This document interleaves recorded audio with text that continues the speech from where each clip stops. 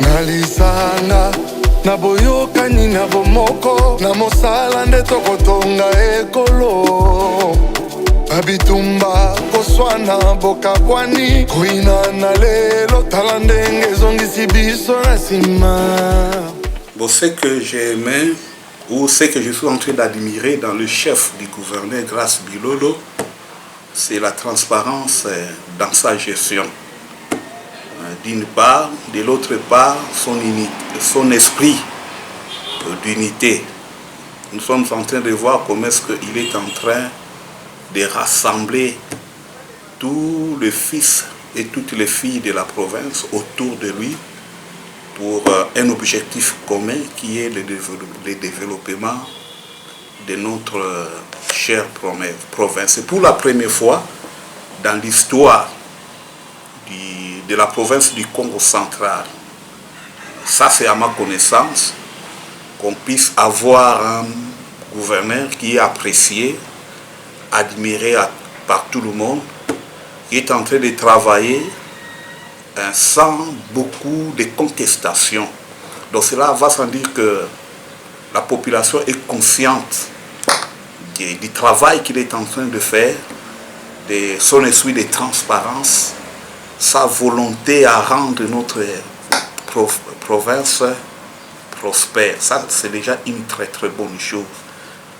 Et je l'encourage à continuer comme ça.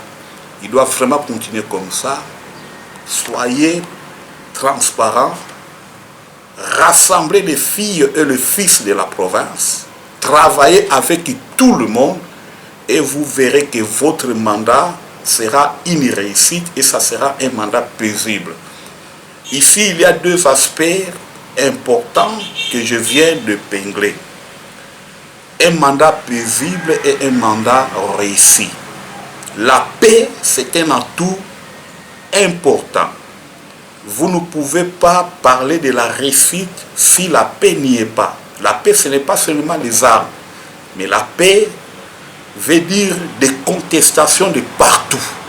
C'est vrai que l'homme étant ce qu'il est, il y a difficulté ou bien difficile de faire l'unanimité. L'unanimité, même Dieu, le Créateur, n'a pas vraiment fait l'unanimité. C'est pourquoi nous avons des athées. Nous avons des gens qui croient en Dieu et des gens qui ne croient pas en Dieu. Donc l'unanimité dans les chefs de l'homme n'existait pas. Mais dans la mesure du possible, vous pouvez rassembler des gens, continuer à faire comme ça. Voilà ma lecture par rapport à votre personne, à votre gestion. Vous êtes notable de la ville de Boma. Et selon vous, qu'est-ce que la ville de Boma attend du gouverneur Grace Bilolo? La ville de Boma attend, vous voyez la situation, l'état dans lequel se trouve notre ville de Boma. Il y a eu des arrêtés qui ont été signés par rapport à la reprise des activités du port de Boma qui n'ont jamais été respectés. Moi, je pense que le gouverneur Grace Bilolo a aussi des racines dans notre chère ville. Je pense que la souffrance de la population bomatracienne doit aussi être sienne.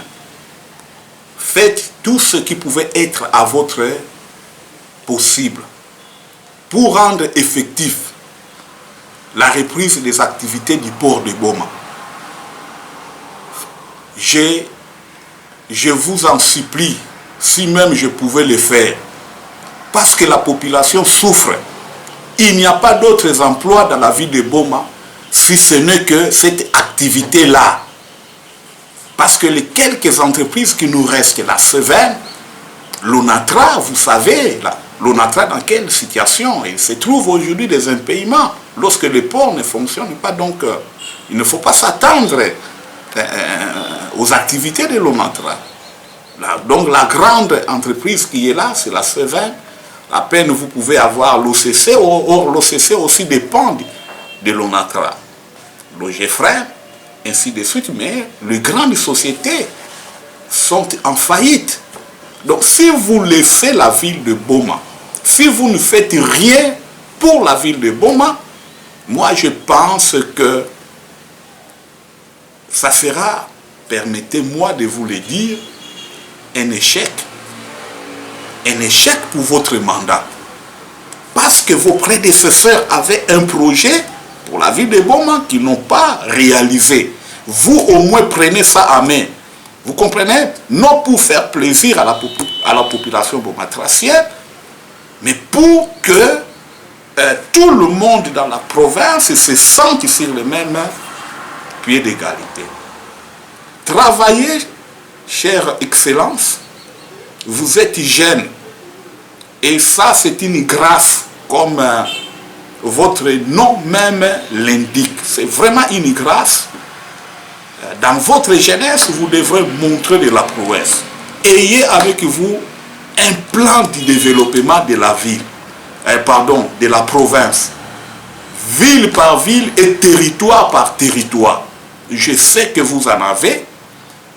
Et au moment opportun, détaillez cela au Parlement provincial. Détaillez cela pour que la population voie ce que vous prévoyez pour chaque entité décentralisée.